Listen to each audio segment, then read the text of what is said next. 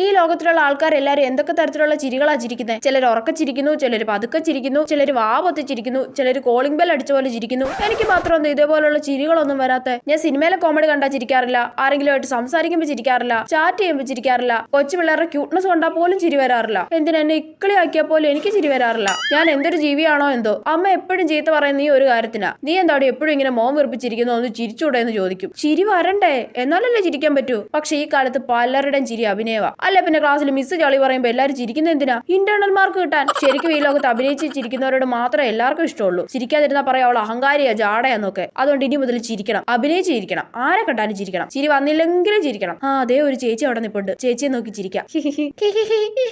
ചേച്ചി തിരിച്ചു ചിരിച്ചു. ഓ, അപ്പൊ ഇങ്ങനെയാണല്ലേ ആളുകളോട് ഇടപഴകേണ്ടത്. മോൾ എവിടെ ഇറങ്ങാനാ? ഞാൻ കോഴിമുക്ക് സ്റ്റേഷനിലാ. ഓ, കോഴിമുക്കിലാണോ? എന്നാ ഒന്ന് എണീക്കോ മോളെ, ചേച്ചി കുറച്ച് സമയം ഇരുന്നോട്ടെ പ്ലീസ്. ഷടാ, ചിരിക്കാതിരുന്നാ മതിയായിരുന്നു.